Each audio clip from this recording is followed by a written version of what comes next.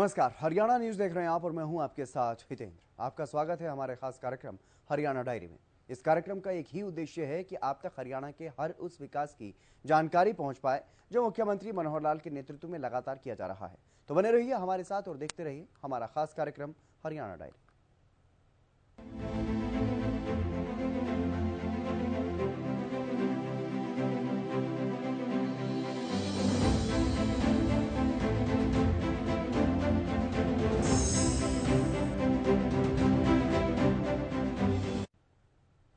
जनता की समस्याओं को जानने और उनका निदान करने के लिए मुख्यमंत्री मनोहर लाल ने अब जनसंवाद कार्यक्रम शुरू किया है, जिसकी शुरुआत भिवानी जिले से की गई।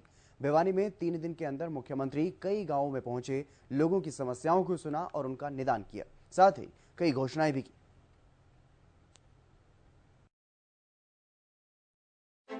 ग्राउंड पर सीएम का मनोहर संवाद, समस्याओं का समाधान ऑन द स्पॉट।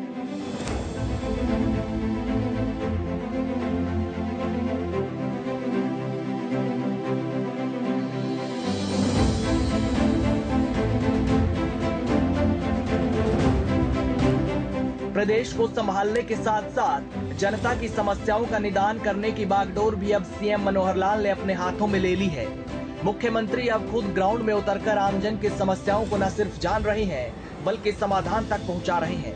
दरअसल सीएम ने जन संवाद कार्यक्रम शुरू किया है, जिसकी शुरुआत भिवानी से हुई। रविवार, सोमवार और मंगलवार को 3 दिन सीएम मनोहर लाल भिवानी जिले के दौरे पर रहे। इस दौरान उन्होंने अलग अलग गांव में पहुंचकर लोगों से मुलाकात की और उनकी समस्याएं जानी। साथ ही साथ उन्होंने समस्याओं का ऑन द स्पॉट समाधान भी किया और कुछ के लिए संबंधित विभाग के अधिकारियों को जल्द निदान के आदेश भी दिए। अगस्त तक पूरा कर देंगे। ये अगस्त तक यानी 5 महीने में। जी सर। देख लो जी सर, काम बड़ा है, छोटा नहीं है। हाँ जी सर, कर लेंगे। जी कर। नोट कर लो। अगस्त, मुझे 31 अगस्त को मैं खुद आऊंगा या हमारा कोई भी नेता आएगा, इसका आकर के लागू करेगा। और मैंने आज बताया है कि अंदर की जो दीवार है, जो पहले स्पोर्ट वाल थी, अब बाहर की बन गई स्पोर्ट वाल, अंदर बनी है ना। और पानी साफ करो इसका, जितनी झाड़ियां साइड में वो काटो और जहाँ गंदगी है उसको दूर करो। अभी ऑपरेशन करवाता जी मिस्त्री का स्टेटमी का। हाँ। और आपका आशीर्वाद से बहुत ही हमें फ्री में इलाज हुआ है और आप तीसरी बार फिर हरियाणा के मुख्यमंत्री मुख्यमंत्री बनने के बाद मैं आपके पास मिठाई का डब्बा लेके आऊंगा। जो आप मेरा मिठाई तो मैं ही भेज दूंगा। ऐसी नई योजनाएं, स्कीमें सेंटर में मोदी जी ने बनाई, हमने पिछले 8 साल में स्टेट में बनाई और इतनी बनाई कि जो आदमी, आम आदमी, गरीब आदमी, उसको उसका फायदा जरूर होना चाहिए। क्योंकि अभी तक क्या सिस्टम चलता था, गरीब आदमी की सुनवाई नहीं थी। स्कीमें बनती थी बड़ी बड़ी, सेंटर की भी स्टेट की भी, लोगों को लाइनों में लगा दिया जाता था और वहां धक्के खा के कोई आदमी, गरीब आदमी हिम्मत करके अगर लाइन में लग भी जाता तो खिड़की में पहुंचते पहुंचते या तो उसको बाहर निकाल देते थे दबंग लोग, या फिर कोई काम खिड़की पर गया तो ऑब्जेक्शन लगा दिया, तेरे ये 2 कागज कम है, चल दोबारा आइयो। महीने बाद फिर गया, फिर उसको कह दिया ये तेरी 2 कमियां हैं, चल फिर आइयो। में लगने के बाद आखिर में तंग आके ये कहता था कि थारी योजना जाए पहाड़ में, मैं तो अपना रोटी दाल खा लूंगा, उसको खा के अपने घर में गुजारा करूंगा। स्वाभिमान आदमी होता है, वो परेशान होना नहीं चाहता है। हमने उनकी सबकी परेशानियां दूर की। कोई भी चीज मिलेगी सबसे पहले गरीब को मिलेगी, उसके घर में जाके मिलेगी, उसके घर में जाकर मिलेगी। अब कोई परिवार घर ऐसा नहीं है जिसके घर के अंदर रसोई में गैस का सिलेंडर ना हो। कोई बहन अगर ऐसी है जिसके घर में गैस का सिलेंडर नहीं है तो अभी बताओ, 24 घंटे में आपके घर में गैस का सिलेंडर पहुंच जाएगा। खरक, बलियाली, तिगड़ाना, बापोड़ा, धनोना से लेकर दिनोद, दुल्हेड़ी, कैरू, संडवा समेत क्षेत्र के कई गांवों में सीएम मनोहर लाल पहुंचे। भिवानी में सबसे पहले सीएम मनोहर लाल बवानी खेड़ा के खरक गांव में पहुंचे, जहां पर उन्होंने खरक के विकास कार्यों के लिए 2 करोड़ 30 लाख की घोषणा की। उन्होंने कहा कि गांव की चारों पंचायतों के लिए कुल 4 करोड़ से अधिक की राशि आवंटित की जाएगी। गांव खरक कला में रामबाग जंगल, उसके बीच से 2 बड़ी दीवार, 2 गेट, एक शमशान साइड में पार्क बनाया जाए। है कोई काम? बताओ। अब कोई तो देख के आया ही होगा ना, बैठ कोई तो देख के आया ही होगा ना, और जो देख के आया तो इसका पैसा हमने मंजूर कर दिया। छोटा काम है, बड़ा नहीं है। खर्चाना सिर्फ 8 लाख रुपये, लेकिन मंजूर कर दिया। तो ऐसे कुल मिला के हमने आपके इस गांव में जो पैसे भेज दिए हैं वो भेजे हैं 60 लाख को भी भेज दिए। और अगले साल में 1 अप्रैल से जो कल से शुरू हो गया, इस साल के लिए मंजूर कर दिया 2 करोड़ 30 लाख चारों गांव का। लेकिन मुझे लगता है और बढ़ेगा, क्योंकि मेरे पास आबादी कम लिखी हुई, ये पैसा आबादी के हिसाब से आता है। अभी आबादी जैसे इसमें 2 ही पंचायतों की लिखी, 2 पंचायत और तो 20 करोड़ हो जाएगा, डबल हो जाएगा, 4-4.5 करोड़ चारों पंचायतों का। यानी 1-1 करोड़ का भी आ जाएगा, तो आप छोटे छोटे काम, गली नाली तालाब ये जितने भी हैं उसमें सब करा सकते हैं। और भी जरूरत पड़ेगी तो कोई कमी नहीं रहने देंगे, ठीक है ना। इसके अलावा गांव के सरपंच समेत आसपास के ग्रामीणों ने जन संवाद कार्यक्रम के दौरान नहरी पानी, जोड़ सौंदर्यीकरण, हेल्थ कार्ड, राशन कार्ड समेत कई मांगों को सीएम के सामने रखा, जिन्हें मुख्यमंत्री ने अधिकारियों के माध्यम से मौके पर ही समझाया। इतना ही नहीं, इस मौके पर सीएम ने कहा, हरियाणा प्रदेश में अब तक 1 लाख से अधिक लोगों को सरकारी नौकरियां दी गई हैं, जिनमें से 10,000 के लगभग नौकरियां अकेले भिवानी जिले में मिली हैं। सीएम ने ये भी कहा कि अब सीईटी और ग्रुप डी के एग्जाम हर साल आयोजित कराए जाएंगे। उन्होंने एक बार फिर भ्रष्टाचार को जड़ से खत्म करने का संदेश भी दिया और कहा कि आज बिना पर्ची खर्ची के नौकरियां मिलती हैं। तो वहीं उन्होंने बिना नाम लिए पूर्व सीएम हुड्डा और पूर्व सीएम ओम प्रकाश चौटाला पर भी जोरदार वार किया। वहाँ 2 एकड़ जमीन बताई, उसका भाई 4 दीवारी बना करके वहाँ एक कम्युनिटी सेंटर बनाया जाएगा, उसका खर्चा भी मंजूर कर दिया हमने। और कई काम है, छोटे छोटे गली है, नाली है, तालाब का सौंदर्यीकरण उन्होंने बताया दिया। मेरे तीनों बेड भाई लगे हैं जी, बगैर खर्ची बगैर पर्ची के जी, तीनों बेड भाई सरकारी। तीनों लग गए? तीनों लगे, पढ़ के लगे हैं। तो पढ़ के लगेंगे, बिना पढ़े कोई नहीं लगेगा यहाँ। वो जमाना खत्म हो गया कि किसी को बुलाया, क्या भाई तू नौकरी ले, किसी को बुलाया, फिर जाके शोर मचाते हैं। मैंने अपने हल्के में 500 नौकरी लगवा दी। वो 500 नौकरी दिलवाने वाला एक तो 10 साल की जेल काट के आया, दूसरा भी तैयार बैठा। यहाँ भैया जो लगेगा फ्री लगेगा, जब तक उसके नंबर नहीं आते तब तक नहीं लगेगा, नंबर आते ही लगेगा। बात सिर्फ यहीं तक सीमित नहीं है, भिवानी के लोगों ने खुद भी इसे स्वीकार करते हुए कहा कि उनके कार्य तेजी से हो रहे हैं, बिना किसी पर्ची खर्ची के मेरिट के आधार पर नौकरियां दी जा रही हैं। सीएम साहब हमारे गांव में पधारे और जितनी समस्याएं जनप्रतिनिधियों की सुनी, तुरंत प्रभाव से निपटारा किया। हमारे गांव के लिए 2 करोड़ 30 लाख की 2 पंचायतों के लिए ग्रांट देकर गए हैं और आगे 4 पंचायतों के लिए 4 करोड़ 60 लाख देने की घोषणा करके गए हैं। हम इसका बहुत ही ज्यादा खुशी महसूस करते हैं कि सीएम साहब ने इतनी बड़ी हमारे को ग्रांट दी है। जी माननीय मुख्यमंत्री जी आए थे, उन्होंने हमारे सारे गांव की समस्या सुनी और लगभग समस्याओं की उन्होंने सभी बातें मान ली। गांव की जो भी उन्होंने मांग की, कम्युनिटी सेंटर की या कुछ भी पानी की, जो भी समस्या उन्होंने रखी, वो लगभग मुख्यमंत्री जी ने सभी बातें मान ली गांव की। मुख्यमंत्री जी का बहुत बहुत धन्यवाद करता हूँ जो हमारे गांव में आने के लिए, और जो इन्होंने हमारी समस्याएं सुनी है उनका तुरंत निपटान करने के लिए बहुत बहुत धन्यवाद। इस दौरान सीएम ने लोगों से जल संरक्षण का भी आह्वान किया और कहा कि हरियाणा में माइक्रो इरिगेशन को बढ़ावा दिया जा रहा है ताकि प्रदेश को डार्क जोन होने से बचाया जा सके। उन्होंने कहा कि सबसे ज्यादा पानी धान की फसल की सिंचाई में लगता है। माइक्रो इरिगेशन के तहत हरियाणा में 1,75,000 एकड़ क्षेत्र में धान की बुआई कम की गई है, जिससे बड़ी मात्रा में पानी बचा है। उन्होंने कहा कि जो किसान धान की बुआई को छोड़ते हैं उन्हें 7,000 रुपए की सहायता प्रदेश सरकार देती है। लोग उत्पादन को कम करें और टपका व फव्वारा सिंचाई का प्रयोग करें ताकि अगली पीढ़ियों के लिए पानी को बचाया जा सके। सीएम ने कहा कि माइक्रो इरिगेशन से 70% पानी बचेगा और इससे माइक्रो इरिगेशन के उपकरण 75% सब्सिडी भी प्रदेश सरकार देती है। लेकिन एक संकल्प लो कि जो डार्क जोन में गांव आ गए हैं उन गांव में धान की बुआई खत्म करेंगे ताकि बाकी पानी थोड़ा थोड़ा डाल के पूरी फसल को हम दे सकें। पानी की बचत करनी है। दूसरा बचत का तरीका है कि हम नाले खाले खुले चलाने की बजाय माइक्रो इरिगेशन, जिसमें टपका सिंचाई, फुहारा सिंचाई, ड्रिप सिंचाई, हुई ड्रिप टपका की बात है, उस पर अगर आ जाओगे तो हर एक किसान को 75% उसकी सब्सिडी दे रहे हैं। पानी बचाना है तो 30% पानी लगता है, 70% पानी बचता है। अगर आप 3 किले का पानी जो सिंचाई करते हैं, अगर माइक्रो इरिगेशन कर ले तो वही 3 किले वाला पानी 10 किले में काम आ जाएगा। किसी को ज्यादा नहीं, किसी को कम नहीं, एकड़ के हिसाब से। और जहां माइक्रो इरिगेशन होता जाएगा वहां थोड़ा थोड़ा कम करेंगे। फिर जहां दक्षिण हरियाणा में पानी बिल्कुल पहुंचता नहीं है, 300 टेल ऐसी थी जहां 20 साल में पानी नहीं पहुंचा, हमने उसे पकाना शुरू कर दिया।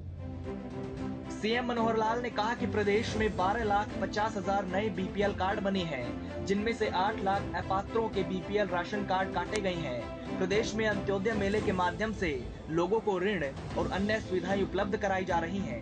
उन्होंने कहा कि आयुष्मान कार्ड के माध्यम से जरूरतमंद बीमार व्यक्तियों को निःशुल्क उपचार उपलब्ध करवाया जाता है। वहीं इस मौके पर मुख्यमंत्री ने एक बुजुर्ग व्यक्ति के उपचार के लिए 50,000 रुपए की आर्थिक सहायता देने की घोषणा भी की। साथ ही उनकी फरियाद को सुनने के बाद अधिकारियों को उनकी बुजुर्ग पेंशन और राशन कार्ड बनवाने के भी निर्देश दिए। बन नहीं रहे और जिनको राशन मिलना नहीं चाहिए उड़वा के बैठे, कारों वाले, कोठियों वाले वो राशन कार्ड ले लेते हैं। तो इसमें न्याय करना चाहिए कि नहीं करना चाहिए? उस न्याय में हमने प्रदेश में 12.5 लाख नए राशन कार्ड बनाए, पहली बार 2011 के बाद 12.5 लाख। और 8 लाख ऐसे भी थे जिनको मिलना नहीं चाहिए था राशन, उसके कट भी गए। ज्यादातर उसमें शहरों के हैं, जिनके इनकम टैक्स के बुलेटिन भरते हैं, नौकरियां लग गई हैं। नौकरी लगने के बाद भी लगातार 80,000 लोग तो ऐसे जो नौकरी कर लग गए फिर भी ले रहे हैं। ऐसे इस गांव में 22 नए पेंशन भी बढ़ी है। ना उन्होंने एप्लीकेशन दी है, ना किसी दफ्तर में गए और ना चिंता की। 60 हुए, 1 महीने बाद पेंशन बैंक में आ गई। बच्चा छोड़ के गुजर गया, एक की रीढ़ की हड्डी में कंडम हो गया, मेरे थल्ले गल गए, अंत मेरा राशन कार्ड बन गया, मेरा मोदी वाला कार्ड। नहीं, ऐसा नहीं, राशन कार्ड आपका बन जाएगा। आपकी जो आमदन नहीं है तो जरूर बनेगा। लिखो भाई, इनका नाम लिख लो, राशन कार्ड बनवाओ। उम्र कितनी आपकी? मेरी 72 साल की उम्र है। और तो इनका ओल्ड एज पेंशन बनवाओ, राशन कार्ड बनवाओ। इनका सारा जो आधार कार्ड, इनका वो परिवार पहचान पत्र नंबर लिख, 1,30,000 रुपये वो तो भर दिया ना आपने? तो वो कहाँ से लिए थे? लड़की ने मेरी लड़की बुआनी जा रही है। अच्छा, मेरे को कोई साधन नहीं चाहिए। चलिए ठीक है, 50,000 रुपया उसमें दे दो उनको। ठीक है, 50,000 रुपया दे दो। हाँ, भिजवा देंगे इनको 50,000। वहीं सीएम ने घोषणा करते हुए कहा कि सभी जिलों में नीलाम किए जाने वाले पुलिस वाहनों की बोली अब ऑनलाइन होगी। राज्य सरकार की ओर से सभी जिलों में पुलिस को आदेश जारी कर दिए जाएंगे। इसके अलावा उन्होंने कहा कि गांव से शहरों की ओर पलायन रोकने के लिए शहरी जैसी सुविधाएं, शिक्षा, स्वास्थ्य, परिवहन ये सब गाँव में ही प्रदान की जाएंगी। आगामी समय में बड़े गाँव में कॉलोनियां विकसित की जाएंगी। हमने पीछे एक बार सभी अप्लाई कराया था ऐसी अनुपूर्ण कॉलोनी के लिए। लगभग 750 कॉलोनीज की लिस्ट आई थी, जिसमें इसको 190 कॉलोनी अप्रूव हो गई हैं। शेष पर काम चल रहा है। जैसे ही अप्रूवल उसका यानी पूरा सर्वे पूरा हो जाएगा, उस सर्वे के हिसाब से सभी कॉलोनी अप्रूव कर दी जाएंगी। लेकिन नई कॉलोनी कोई ना बने, इसके लिए हमने सख्ती की है, ताकि रजिस्ट्रियाँ भी जो हैं वो नई अनअप्रूव्ड कॉलोनी में ना बने। अब केवल अप्रूव्ड कॉलोनीज, लाइसेंस्ड कॉलोनीज वही बने, ताकि प्लान्ड तरीके से शहरों को बसाया जा सके। इसकी हमारी प्राथमिकता है। इसके अलावा धनाना गांव में सीएम मनोहर लाल ने वर्ल्ड चैंपियन नीतू घनघस से भी मुलाकात की और उनको विश्व महिला बॉक्सिंग में गोल्ड मेडल जीतने के साथ साथ उज्जवल भविष्य की शुभकामनाएं भी दी। दूसरी तरफ बारिश से और ओलावृष्टि से बर्बाद हुई फसलों का भी सीएम मनोहर लाल ने जायजा लिया और कहा कि प्रदेश सरकार किसान हितैषी है। प्राकृतिक आपदा जैसी हर परिस्थिति में सरकार किसानों के साथ खड़ी है और किसानों के हर संभव मदद की जाएगी। प्राकृतिक कहर से खराब हुई फसलों की स्पेशल गिरदावरी के आदेश भी दिए जा चुके हैं, जिसका मई तक मुआवजा भी जारी कर दिया जाएगा। यहाँ भिवानी जिले में है, रास्ते में लगातार खेतों का मुआयना जो हो रहा है, तो किसानों की परेशानी हमको समझ में आ रही है। कई जगह पर किसान स्वयं चिंतित हैं, वो हमको बता भी रहे हैं। हमने भी उसकी सारी व्यवस्थाएं बनाई हैं कि इनको जितना भी नुकसान हुआ उसके हिसाब से एक गिरदावरी स्पेशल करा करके और इनको मुआवजा जो है मई के महीने में सबको मिले। जितना इसमें से बच सकता है उतना बचाने की कोशिश करेंगे अनाज को, और जो नुकसान होगा उसकी भरपाई हम करेंगे। इसके अलावा बापोड़ा गांव में बड़ी घोषणा करते हुए सीएम ने कहा कि ऑनलाइन निकाली हुई फर्द को किसी अप्रूवल की जरूरत नहीं होगी। बैंक समेत सभी संस्थाएं ऑनलाइन फर्द को मान्यता प्रदान करेंगी। इस दौरान वो शहीद मथन सिंह के घर पहुंचकर उनके परिवार से मिले और वीर शहीद की शहादत को सलाम किया। उन्होंने कहा कि बापोड़ा गांव वीरों की भूमि है। देश के लिए शहादत देने वाले शहीदों के गांव बापोड़ा को वे नमन करते हैं। उन्होंने गांव में पूर्व सैनिकों से भी बातचीत की। दिनोद गांव में वर्ल्ड वॉर 2 के सेनानी रहे छल्लू राम गढ़वाल के घर भी वो पहुंचे। विश्व युद्ध 2 में अपनी युद्ध वीरता के लिए छल्लू राम गढ़वाल को विक्टोरिया क्रॉस भी मिला था। ये मेडल ब्रिटिश फौज में सबसे सर्वोच्च मेडल है। यानी साफ शब्दों में कहें तो सीएम मनोहर लाल का जनता के बीच में जाकर उनकी समस्याओं का समाधान करना अब प्राथमिकता बन गई है, जिसकी शुरुआत भी हो चुकी है। और अब हर महीने 2 से 3 जिलों में सीएम जाएंगे और लोगों की समस्याओं का समाधान करेंगे। ये पहला जिला मेरा 3 दिन का ये कार्यक्रम है। उसके बाद दूसरा जिला मेरा 12, 13, 14 तारीख को 3 दिन के लिए तय हुआ है। वो हमारे जो प्रबंध करता है उसको तय करेंगे कौन सा जिला करना है। लेकिन महीने में 2 जिले 3 जिले इस प्रकार से करके, और मुझे लगता है कि क्योंकि बाकी सरकारी काम भी करने होते हैं, लगातार ही चलने वाला कार्यक्रम नहीं है, तो महीने में 2-3 जिले होंगे, 7-8 महीनों में सब 22 जिले हो जाए। लेकिन मुझे खुशी है इस बात को बताते हुए कि 6200 पंचायतों में से अभी 5600 पंचायतें ऐसी हैं जिन्होंने ई टेंडरिंग के काम में अपना जो सहमति दे दी है कि हम ई टेंडरिंग का काम कराएंगे। लगभग 11,500 काम वो अपलोड होने की स्थिति में आ गए हैं, जिनके प्रस्ताव पारित हो गए हैं, तो इसलिए अब उसमें कोई कठिनाई नहीं है। एक तरफ विकास कार्यों में कमाल, दूसरी तरफ ग्राउंड पर सीएम मनोहर लाल। यानी संदेश बिल्कुल स्पष्ट है, विकास कार्यों की रफ्तार जारी रहेगी। इसके साथ साथ आवाम की आवाज या उनकी समस्याएं सुनने के लिए सीएम खुद जमीन पर उतर चुके हैं और जन समस्याओं का सॉल्यूशन करने का भार अपने कंधों पर ले लिया है।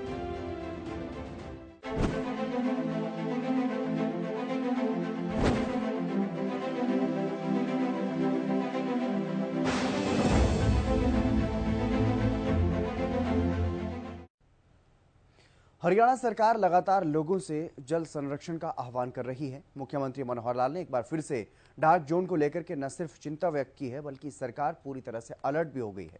पेयजल के स्तर को सुधारने के लिए अब सरकार अलग अलग स्तर पर भूजल स्तर को मापने का काम शुरू करने की तैयारी में है। सीएम ने बताया कि पानी को बचाने के लिए माइक्रो इरिगेशन पर सरकार फोकस कर रही है। माइक्रो इरिगेशन पर सरकार ने 85% तक सब्सिडी का भी प्रावधान किया है। उन्होंने कहा कि पानी बचाने के लिए शुरू की गई यह क्रांति अमृत क्रांति का रूप है और पानी का सही उपयोग हमें सुनिश्चित करना होगा। आपको बता दें कि सीएम मनोहर लाल ने मेरा पानी मेरी विरासत के लाभार्थियों से भी बातचीत की है और इसी दौरान ये बातें कही हैं। जिसमें एक अमृत क्रांति जिसमें जल को कैसे बचाया जाए, इस क्रांति में आप सब लोगों ने भी भाग लिया है। इसीलिए मैं आपको अपना क्रांतिकारी मित्र बता रहा हूं और आपको बताया गया होगा कि आपने अपने इस प्रदेश में पानी को किस प्रकार से व्यवस्थित ढंग से उपयोग करना है, पानी का कैसे कम उपयोग किया जाए, इस पर ध्यान दिया है। उस योजना के आप भागीदार बने हैं। हम जानते हैं कि पानी कम भी और ज्यादा भी दोनों हानिकारक हैं। ज्यादा पानी आ जाए तो बाढ़ आती है और हमारी फसलें बाढ़ में नुकसान हो सकता है। ऐसे ही पानी अगर कम हो तो सूखा पड़ जाता है, हमारी बोई फसलें भी एक प्रकार से उत्पादन उसका खत्म हो जाता है, फसलें सूख जाती हैं, तो दोनों का ही एक प्रकार से हानिकारक है। हम जानते हैं हमारा एक समय था परंपरागत तरीके से हम अपने तालाबों से सिंचाई करते थे वर्षों पहले, और तालाब भी अपने आप नहीं बने थे। तालाब भी हम देखते हैं गांव के किनारे बहुत से उस समय के लोगों ने अपने अपने गांव में बड़े बड़े तालाब खोदे ताकि इस वर्षा के पानी को हम इकट्ठा कर सकें और उसका उपयोग कर सकें दैनंदिन जीवन में भी और सिंचाई में भी। अब इस प्रकार का एक समय अब आया है, हमको इन सब चीजों पर ध्यान करना होगा कि समय के हिसाब से चीजें अब बदल गई हैं, क्योंकि अब पानी का उपयोग, ये अंधाधुंध पानी का उपयोग होने लगा है। हमें खेती के लिए भी पानी चाहिए, हमें पीने के लिए भी पानी चाहिए, हमें दैनंदिन जीवन में जो पानी है उस पर भी बहुत उपयोग उसका होने लगा है। उद्योग के लिए भी पानी जो है वो हमको चाहिए और पानी निरंतर कम होता जा रहा है। एक प्रकार का अगर कहें कि जैसे मौसम में बदलाव हो रहा है, वैसे वर्षा भी अब अनिश्चित हो गई है। समय के अलावा आगे पीछे वर्षा होती है जिसका नुकसान होता है। अभी इन्हीं दिनों में वर्षा के ज्यादा होने से हमारी फसलें कितनी खराब हुई हैं। तो इन सब बातों का जब ध्यान करते हैं तो हमें पानी बचाने का एक विचार ये जरूर आता है। हम जानते हैं जल, जंगल और जमीन ये तीनों चीजें हमारे जीवन का आधार हैं। जैसा हम देखते हैं कि पानी खेती के लिए सबसे ज्यादा पानी धान में उपयोग होता है, गन्ने में उपयोग होता है। इस पर हमने एक नया विचार जो आपके सामने मैं रखने वाला हूं, लेकिन उससे पहले कुछ और चीजें ये ध्यान आपको मैं कराऊंगा कि पानी जमीन के अंदर से हम दोहन करते हैं तो जमीन धीरे धीरे पानी उसका खत्म होता जा रहा है और इससे जमीन बंजर होती जा रही है। पानी जमीन के लिए उसी प्रकार का एक मैं कहूंगा कि एक पानी की मात्रा जैसे शरीर में खून होता है। अगर हट्टा कट्टा रिष्ट पुष्ट बलशाली शरीर उसमें से खून की कमी हो जाए तो शरीर क्षीण होता चला जाता है, कमजोर होता चला जाता है, शरीर में ताकत नहीं रहती है।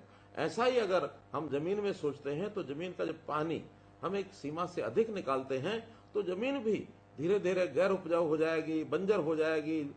एक प्रकार से मरुस्थल और रेतीला इलाका वो भी पानी के कमी के कारण से होता है।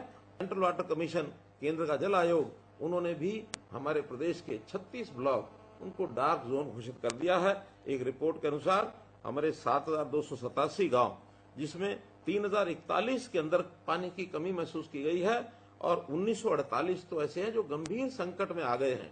उन जगह पर तो पानी 30 मीटर से भी ज्यादा नीचे चला गया, अर्थात 100 फुट से भी ज्यादा।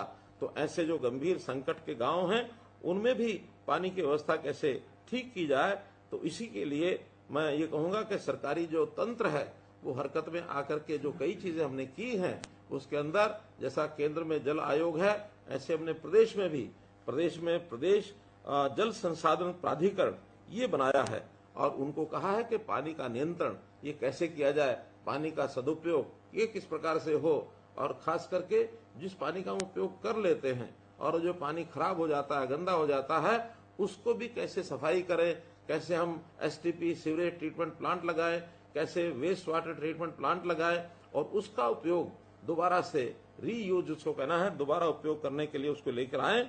आपकी जानकारी के लिए हमने करोड़ों रुपए लगा करके 200 एसटीपीज लगाए हैं और इसका लगभग 700 क्यूसेक पानी ये हम इसको दोबारा से उपयोग कर रहे हैं और इसमें चाहे वो हमारी इंडस्ट्री में काम आता है, चाहे वो बागवानी में काम आता है, खेती में सिंचाई के लिए भी उसका उपयोग कर रहे हैं। तो एक बड़ी जिसको कहना चाहिए बड़े कदम इसके लिए।